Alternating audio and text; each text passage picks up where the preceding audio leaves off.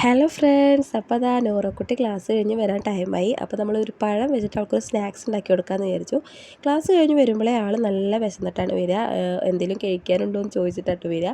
അപ്പോൾ നമ്മൾ വരുമ്പോഴത്തേക്കും നമുക്കൊരു സ്നാക്സ് ഉണ്ടാക്കാമെന്ന് വിചാരിച്ച് ഞാൻ ഉണ്ടാക്കിയതാണ്.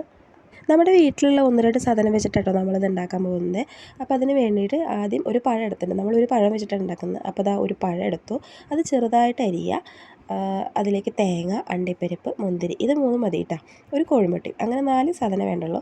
അങ്ങനെ അതാ ചട്ടി വെച്ചു. ചട്ടി ചൂടായി വരുമ്പോൾ കുറച്ച് എണ്ണ ഒഴിച്ചു. എണ്ണയ്ക്ക് പകരം നമുക്ക് നെയ്യ് യൂസ് ചെയ്യാം. ഇവിടെ മോൾക്കൊന്നും നെയ്യിനോട് അത്ര താല്പര്യമില്ല, അപ്പോൾ നമ്മൾ വെളിച്ചെണ്ണ കേട്ടോ യൂസ് ചെയ്യുന്നത്. അപ്പോൾ ഇതാ വെളിച്ചെണ്ണ ഒഴിച്ച് പഴം ഇട്ടു നന്നായിട്ട് മിക്സ് ചെയ്യാം.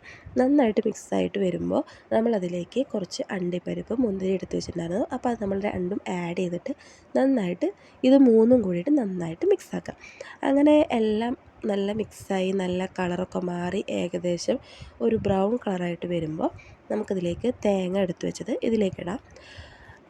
തേങ്ങ നമ്മുടെ ഇഷ്ടത്തിന് എടുക്കാം കേട്ടോ. കുറച്ച് വേണമെങ്കിൽ കുറച്ചെടുക്കാം, തോര വേണമെങ്കിൽ തോര എടുക്കാം. നമ്മൾ കുറച്ച് തേങ്ങ എടുത്തിട്ടുള്ളൂ. അപ്പോൾ അതാ കുറച്ച് തേങ്ങ എടുത്തിട്ട് ഇതിലേക്കിട്ടിട്ട് നന്നായിട്ട് മിക്സാക്കാം. ഇതെല്ലാം കൂടി നന്നായി മിക്സായി വരുമ്പോൾ നമ്മൾ തീ ഓഫ് ചെയ്യാം. ഇത് നല്ല ചൂടാറിയതിന് ശേഷം മാത്രമേ നമ്മളിതിലേക്ക് കോഴിമുട്ട ആഡാക്കാൻ പറ്റുള്ളൂ. കാരണം ഇത് ചൂടാറിയില്ലേ നമ്മുടെ ഉണ്ടാക്കുന്ന സാധനം അത്ര പെർഫെക്റ്റ് ആവില്ല. അങ്ങനെ ഇതാ ഒരു കോഴിമുട്ട എടുത്തു. ഒരു പഴത്തിന് ഒരു കോഴിമുട്ട എന്നാണ് കണക്ക്. കോഴിമുട്ട കൂടുതൽ വേണമെങ്കിൽ അങ്ങനെ എടുക്കാം കേട്ടോ. അങ്ങനെ കോഴിമുട്ട പൊട്ടിച്ച് നന്നായിട്ട് ഇത് മിക്സാക്കിയിട്ട് കോഴിമുട്ട നന്നായിട്ട് മിക്സാക്കണം. നല്ല മിക്സായി വരുമ്പോൾ നമ്മളതിലേക്ക് പഞ്ചസാര ആഡാക്കാം. പഞ്ചസാര നമ്മുടെ ഇഷ്ടത്തിന് എടുക്കാം കേട്ടോ. കൂടുതലോ കുറവോ എങ്ങനെ ചെയ്തെടുക്കാം. കാരണം നമ്മുടെ വീട്ടിലെല്ലാവർക്കും ഒരേ മധുരമല്ലല്ലോ. അപ്പോൾ നമ്മുടെ ഇഷ്ടത്തിനനുസരിച്ച് പഞ്ചസാര എടുക്കാം. അപ്പോൾ നമ്മളിത് ആ ഒരു കയ്യിൽ പഞ്ചസാര അതിലേക്ക് ഇട്ടു. അത് നന്നായി മിക്സായി വരുമ്പോൾ നമ്മൾ ഉണ്ടാക്കി വെച്ച ഈ ബാറ്റർ ഇതിലേക്ക് ഇടുകയാണ്. അങ്ങനെ ഇത് എല്ലാം കൂടിയിട്ട് നന്നായിട്ട് മിക്സാക്കി എടുക്കാം. ഇത് നന്നായിട്ട് നല്ല കട്ടിയുണ്ടാവും കേട്ടോ. ഇതെല്ലാം നല്ല യോജിച്ച് നല്ല മിക്സായിട്ട് വരുമ്പോൾ ഇതിൻ്റെ പാകമായി എന്നർത്ഥം. ഏകദേശം അതിൻ്റെ എല്ലാ പരിപാടിയും കഴിഞ്ഞു. ഇനി നമുക്കിത് വേവിച്ചെടുക്കേണ്ട ചെറിയൊരു പരിപാടിയുള്ളൂ. കോഴിമുട്ട പറഞ്ഞാൽ അത്ര നേരം വേവൊന്നും ഉണ്ടാവില്ല, അറിയാമെന്നല്ലോ. അങ്ങനെ നമ്മൾ സ്റ്റൗവ് കത്തിച്ച് സ്റ്റൗവ് നല്ല സിമ്മിലിട്ടാൽ മതി കേട്ടോ. ഫുള്ളിലിടരുത്.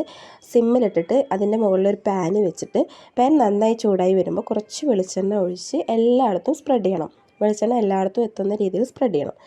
അങ്ങനെ പാന് നല്ല ചൂടായി വരുമ്പോൾ നമ്മൾ ഉണ്ടാക്കി വെച്ച് ഈ ബാറ്റർ നമുക്ക് ഇതിലേക്ക് ഒഴിക്കാം. ഒഴിക്കുമ്പോൾ നമ്മളൊരു കാര്യം ശ്രദ്ധിക്കണം. ഇതിങ്ങനെ നല്ല റൗണ്ടിൽ കിട്ടണം. കാരണം ഇതിങ്ങനെ കുന്നുകൂടി നിൽക്കരുത്. നല്ല റൗണ്ടായിട്ട് നമ്മളെ കോഴിമുട്ടയൊക്കെ പൊരിക്കുന്ന മാതിരി നല്ല റൗണ്ടായിട്ട് കിട്ടണം. അങ്ങനെ നമ്മൾ തീ നല്ല കുറച്ച് വെക്കണം കേട്ടോ. അത് നമ്മൾ പ്രത്യേകം ശ്രദ്ധിക്കണം. നല്ല സിമ്മിലിട്ടിട്ട് ഇത് വേവിച്ചെടുക്കണം. അങ്ങനെ ഇതാ എല്ലാം പാനിൽ ഒഴിച്ച് എല്ലായിടത്തും എത്തിയിട്ടുണ്ട്. അങ്ങനെ നമുക്കിത് അടച്ച് വെച്ചിട്ട് ഒരു 5 മിനിറ്റ് ഇത് വേവിക്കാം. 5 മിനിറ്റ് കഴിഞ്ഞിട്ട് നമുക്ക് തുറന്ന് നോക്കാം. തുറന്ന് നോക്കുമ്പോൾ ഇതാ ഏകദേശം ഒരു ഭാഗം ഒരു സൈഡൊക്കെ വെന്ത പോലെ ഉണ്ട്.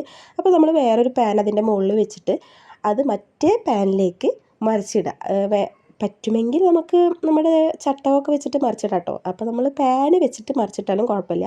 അങ്ങനെ മറിച്ചിട്ടിട്ട് നമുക്ക് അതും ഒരു 5 അല്ലെങ്കിൽ 10 മിനിറ്റ് നമുക്ക് വേവിച്ചെടുക്കാം. അങ്ങനെ ഇതാ വെന്ത് കഴിഞ്ഞപ്പോൾ നല്ല അടിപൊളിയായിട്ട് കിട്ടിയിട്ടുണ്ട്.